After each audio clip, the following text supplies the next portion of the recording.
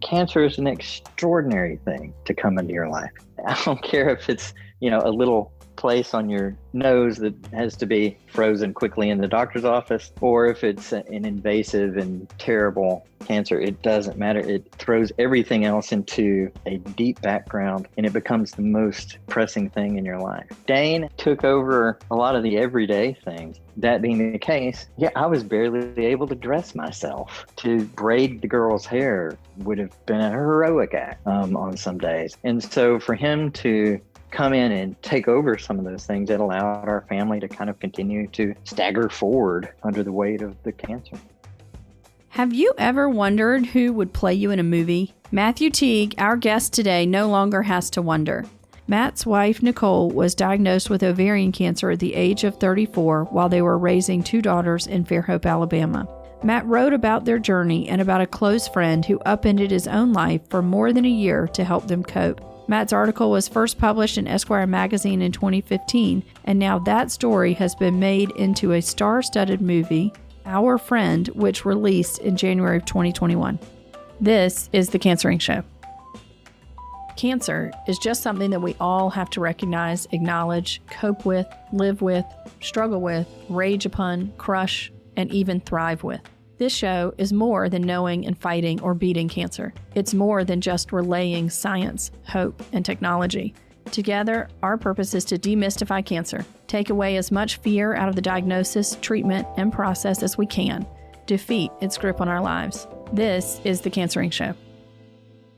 Matt, welcome to the show. Thanks very much. So talk about your wife, Nicole, in the intro. Tell us a little bit about her. Well, gosh, how do you sum up a whole person? She was a very vivacious, exciting young lady. And we met when we were both very young and got married quickly and just had a wonderful marriage until later on things took a turn. And before her cancer journey, what experience, if any, did you have with cancer? I hadn't really had much, to be honest, but I think it's touched everybody in some way. But I feel like I had managed to sort of blessedly sail the sea without encountering cancer for most of my life. So when I found out that my wife was diagnosed, it was a real shock. I can imagine, especially with her being as young as she was with a diagnosis like ovarian cancer, which is mainly in older women. Yeah, it was. She was 34 and she didn't really meet most of the criteria for being a typical ovarian patient. And because of that, we weren't particularly aware. We weren't looking for any symptoms. Ovarian is a little bit of a sneaky cancer. There's not a whole lot to look for anyway, but it caught us by surprise. Absolutely. And I know there's a lot to her cancer story, but tell us what led you to call Dane, to call in a friend. I didn't call him exactly. He just showed up. It was coming up on Christmas of 2013, and she had been sick for about a year, and that Christmas season was difficult. And he came to the hospital to visit for the holiday and saw how difficult things were. And he just said, "Hey, how about I come stay and help out for a while?" And I just sort of said, okay. I was so tired, I couldn't even really grasp what he was offering. Wow. You said he came to visit in the hospital. Was Nicole in the hospital over the holidays then? Yes, she was. We strung up Christmas lights everywhere and just made the best of it. We had Christmas gifts piled up in the room and tried to make it sort of as festive as we could, which is owed a great deal to Nicole's personality. It's difficult. It was a difficult time. Absolutely. And you spoke about how tired you were. On this podcast, we talk a lot about the patient experience and fatigue and, learning to care for yourself, but we rarely talk about care of the caregiver. Talk us through kind of what you learned in that process. It's not an easy thing to talk about, and it's not easy to ask for help when you're in that situation because you feels almost petty or selfish to say, I'm overwhelmed, because the person you're caring for is obviously suffering in such a great way and in such a different way, and in such a physical way often, that it seems almost silly to raise your hand and say, I haven't slept in 3 days and I'm an emotional wreck and I've got children to care for and I don't know what to do. I'm lost because the person next to you is suffering so much differently. So it's not an easy thing to talk about, but there was a lot of exhaustion and there's a unique kind of exhaustion, I think, that comes from being emotionally worn out. Even if you do manage to get some sleep or eat or whatever it is, just the emotional blow of cancer can really take a toll on somebody. I had dark hair when I started and now it's all gray. Absolutely. And we don't do enough or think about or talk about enough how to do that. It's interesting. MCI is embarking on a study on how to coach and support the caregiver and whether or not that actually impacts cancer patients' survival, not just well-being, but it actually can have meaningful impact on days and months of life. Yeah, so, I'd really love to see the results of that. Yeah, sounds interesting. Tell us about Dane. Dane is just a very kind, compassionate, decent human being. And that's saying a lot. Those sound like common traits, but I got to tell you, I've not found them to always be. He's a sacrificial person. And when he recognized the struggle that we were in and had been in for a while up to that point, he saw that he could help and he stepped in. I was so lost in it that I didn't even realize how badly we needed help. There was just laundry piled up and, the kids were going to school with their hair unbrushed and things like that. And I couldn't even see it anymore. And so he was able to kind of step in and see our world with fresh eyes and say, here's some things I can help with. That's great. What were the things that you found the most helpful during that time? I think probably sleep. We underestimate the value and the importance of sleep. And I had gotten for a while there where I would just not sleep for days at a time because especially once Nicole was home for a while, we didn't have hospice care. I was trying to do everything myself at home. And so there were monitors beeping and then alarms going off when different bags of fluids would need to be changed, and there was medicine to be given on a schedule, and I had it all in my phone and was trying to sort of follow all these alarms and things. And what it meant was that there was never really 15 unbroken minutes of quiet. So when he came in and was able to relieve me of that a little bit and say, I will sweep the floor and you can just focus on the medicine. And we divided up the labor that way. It gave me a chance to rest in a way that I hadn't in a long time.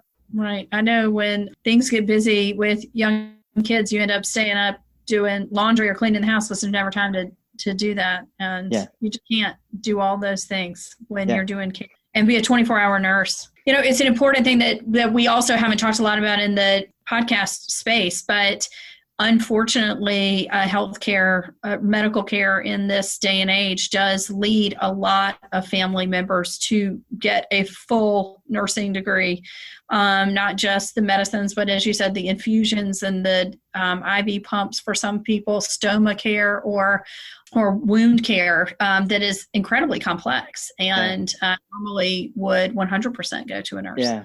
I wish I didn't know what a fistula was, but unfortunately I do. That's part of the education that you get. Talk a little bit about hospice care and choosing it or not choosing it. Yeah, it was something that we didn't even really fully understand. And some of this may be because we were younger. Maybe if we were elderly, we would be more aware of these things, but nobody had really informed us entirely of how hospice worked. Frankly, Matthew, I would say is a failure on the part of the medical side as well, to make sure that we make sure every patient knows what those options are. Yeah. Well, there's a gap in there. It's not a deficiency in character in the doctors or anything. It's just that their entire reason for being is to extend and save life. And it is just a different mission than hospice has. And so there's a division of mission, I guess, and there's a little gap in there that if you're not careful, you can kind of fall into. And we did a little bit. Again, I think some of it may have been because we were young and we had never before thought about hospice. But my idea of what hospice was a place that you would go, some building you would go to in the last weeks or even just days of your life that you would somehow know, like, now is the time I will go to do this. And so we really didn't understand what it was. And when finally someone told us, and I may be being unfair, it may be that people did tell me and I just wasn't able to comprehend it, but somebody got through to me and said, now is the time to call hospice in. And I said, what do you mean call them in? I didn't understand what would happen. And what would happen, or what happened, was that they came to our home. Nicole was able to stay here at home with our girls who were very young. And they came and took over so much of the work that I was doing. Like I said, Dane had taken over much of sort of the domestic chores and responsibilities that any family has, where I was consumed with the medicine, which it doesn't seem like a full-time job, but when you're caring for somebody with an advanced cancer, it is complex, especially if you're somebody who is a layperson who doesn't have any experience with trying to make a sterile environment, things like that. It's just difficult. So when the hospice nurses came in, they were able to take that burden from me. And then for the first time, I was really just sort of able to focus on Nicole and spending our last time together and resting a little bit, embracing for what might come. So it was a pivotal moment when hospice came to our house. That's a wonderful description. I don't think I've ever heard it said better. What support it provides and how it benefits the whole family, not just the patient, not just the caregiver. Yeah. Certainly. What was the best day in Nicole's cancer journey? That's a really fascinating question. Nobody's ever asked me that because, it's almost like saying, what was the best day of the worst of the Korean War, like, yeah. Well, but the thing is, there are good days within that. Yeah. And that's something that I don't think most people would probably grasp. But at one point, we had a Jeep, and Nicole was very sick and hadn't been outside for a long time. And we just decided, let's go down to the beach, down on Mobile Bay, just here in our little town is on Mobile Bay.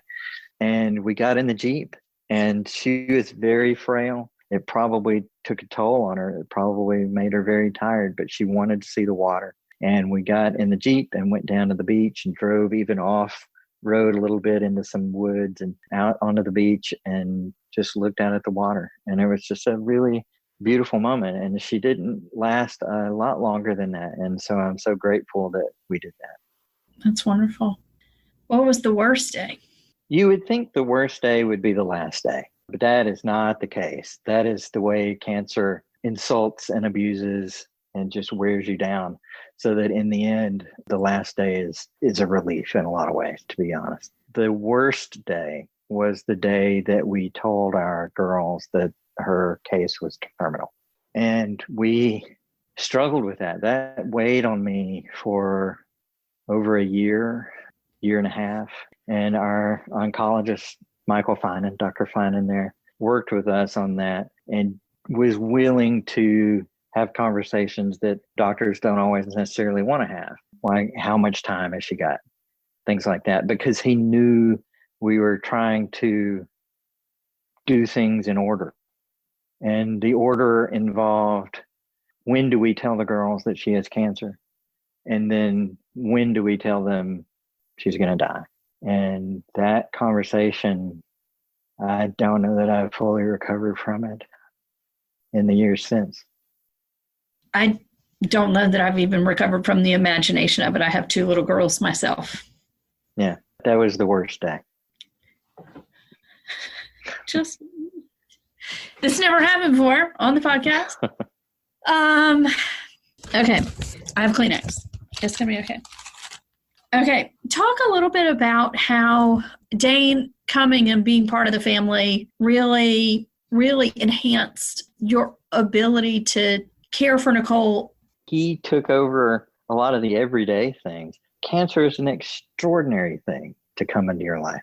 I don't care if it's, a little place on your nose that has to be, just sort of frozen quickly in the doctor's office and removed, or if it's an invasive and terrible cancer. It doesn't matter. It throws everything else into a deep background, and it becomes the most pressing thing in your life. That being the case, Yeah, I was barely able to dress myself. To braid the girl's hair would have been a heroic act on some days and things like that.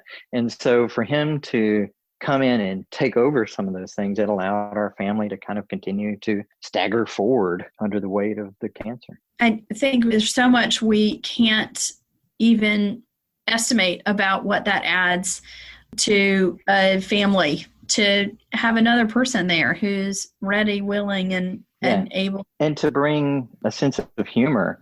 A lot of times it's difficult when somebody has a very advanced cancer and they're taking, Nicole took an extraordinary amount of drugs toward the end, and it can make you question yourself. Am I losing touch with reality? When I'm talking to this person and the things that they're saying to me, I'm not making sense to them and they're not making sense to me. To have a third person there to say, well, here's what I think is reality. It was a huge, I know that may seem hard to grasp, but I mean, it was all the way down to like, can we eat this meat that's been in the refrigerator too long? Things like that seem really small become very difficult to navigate just because you're sort of staggering through it. Right. I would imagine having a friend there, a true, friend is so not the word, and yet the movie is called Our Friend because that word means so many different things. But I would imagine it helps you to find the joy and the laughter and the pain. It did, and we did laugh. I mean, Dane and I would get through the day's normal activities, getting the girls to school, getting home, at some points I even tried to do a little work, although I wasn't able to do much. And then at the end of the day, we would just sort of collapse on the couch and watch TV, and sometimes just fall into fits of laughter at some silly thing that we had seen or some joke that one of us overheard or whatever, and just sort of a release of all this emotion that had built up. And I wouldn't have been able to do that if I had been alone. And friendship is special. Friendship is the kind of relationship that we have in our lives. As far as I know, the only important principal relationship that we have in our lives that is not a biological imperative. It's not like the love that you have for your children because you're passing down your DNA, or that you have for your parents because they've given you life, or your spouse with whom you make children. It's not any of those things. It's just a decision where you come across somebody in your life and you say, well, you feel this way about this thing? Well, so do I. And from there, you form this incredibly meaningful relationship with no other reason except itself. God, that's incredibly profound. I totally agree. Is that what inspired you to write the article? Yeah, I had a wonderful editor at Esquire magazine named Mark Warren, and he very gently, very patiently, slowly asked me if I would be interested in writing about Nicole. And I said, I just don't think I can do it. I barely survived it. I don't think that I'm ready to look back at it that closely. And he said, well, what if you wrote about your friend Dane? And I thought, okay, I think I can do that. And it gave me just enough to sort of bank shot the story to look at it that way. I was able to do it. And were you shocked when they reached out that they wanted to make it a movie? Not completely. A lot of times when your magazine story has public interest, you will get calls from producers. What did surprise me was the depth of the reaction that I had from Scott Free, the company that ended up making the movie, is Ridley Scott's production company. And the producer, Michael Pruss, who ran the production, had lost someone very close to him and his family. And so when he approached me about it, I was really taken by the depth of his interest. It wasn't just another story to be made into a movie. It was something very personal. And I think that's the only way, honestly, that a movie like this could ever actually come to life. Yeah, I was watching a press conference. I think he was in it and the actors. And I was just so impressed by the depth to which they all felt your story and felt how important this movie was to them. Yeah, it was something to behold. It really was. Of course, every actor, inhabits their role to some degree, but I feel like in this case, they really put some heart into it. And it was a really special thing to witness. Yeah. Tell us how your family has coped since then. How are you doing? Let's see. It's been 6 years since Nicole died. And last year, I remarried. I've not talked about this in a public way before, but I remarried a wonderful young lady, and we've had just a few weeks ago a little baby boy. So yeah, it's an exciting time, and it was difficult in the years between for a single father raising two little girls. It was difficult, and it made clear to me how important Nicole had been in our family life, how much we had depended on her, what an important figure she was. And can never replace somebody like that. But life is a stubborn thing. It carries on. And I'm grateful for that. Somebody said to me once that grief is patient. It will wait for you.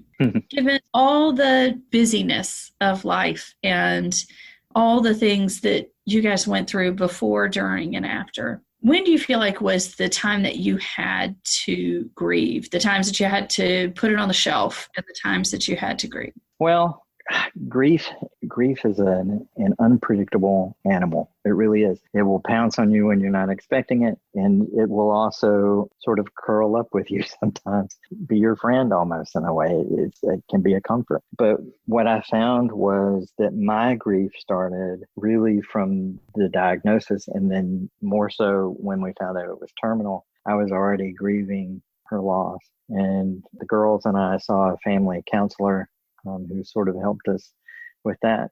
And then because I did write about it, instead of waiting on patient grief, I sort of had to turn and face it and sort of push through a lot of it. And I think that was actually helpful. And not everybody is going to necessarily have the chance to write in a public way about what they're surviving.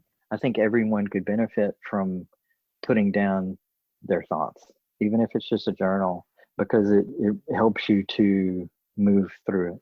I think that's such excellent advice. That quote actually comes from the thought that you have to move through it. There's no other way around it. And finding a way to do that, whether through counseling, through sharing with a friend or family or support group. And I think writing is an excellent thing to add to that list. Yeah, you can't ignore it. It will wait. It is patient in that way. If you say, well, I'm going to take up a hobby, or I'm going to plunge myself into some vice, or whatever it is, the grief will always be there waiting for you afterward. What's the silver lining? Oh, gosh. I know that we say that. I know that we say that there's always a silver lining, but I'm not sure I believe that. I think that is just part of life, is that sometimes there are gray clouds, and we can learn things in our time in the storm, and we can come out into the sunshine on the other side. And you just have to have faith that you will get through it. I'm not sure that there was a silver lining in particular, but the clouds did pass. That's incredibly profound. I totally agree. What's Dane up to these days? Dane has married. He was a single man while he was here with us. But then after he left, he found the love of his life, a wonderful young lady in New Orleans, and he is happily married. Do you also keep in touch? We do.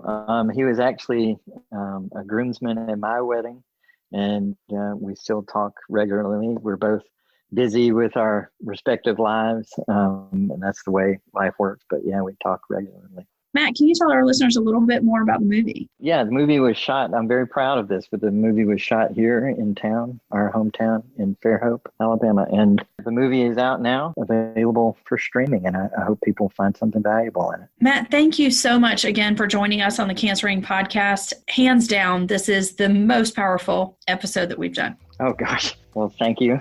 It's a strange honor, but thank you. If you want to know more about Matt and Nicole's story, the article is called The Friend and was in Esquire magazine in 2015. Thanks, everyone, for listening to The Cancer Ring Show with JYP, Dr. Jennifer Young-Pierce.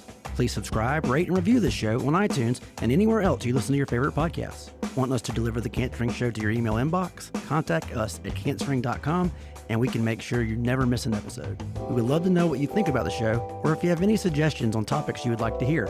You can reach out to us on Facebook, Twitter, and cancerring.com. Till next time, be healthy, happy, and always thriving. This show is brought to you by the University of South Alabama Mitchell Cancer Institute. MCI is a cutting-edge cancer research and patient center built to fight cancer smarter in Mobile and Baldwin County, Alabama. Our researchers and clinicians focus daily on the struggle against cancer, serving a potential catchment population of more than 4.1 million people, with a singular focus of advancing cancer diagnosis, treatment, and prevention throughout the Gulf Coast and beyond, with science, technology, and hope. Want to know more about the Mitchell Cancer Institute? Visit us at usamci.com or search for us on Facebook, Twitter, and Instagram. Mitchell Cancer Institute is a member of USA Health. To learn more about all of our hospitals, clinics, and services, visit usahealthsystem.com.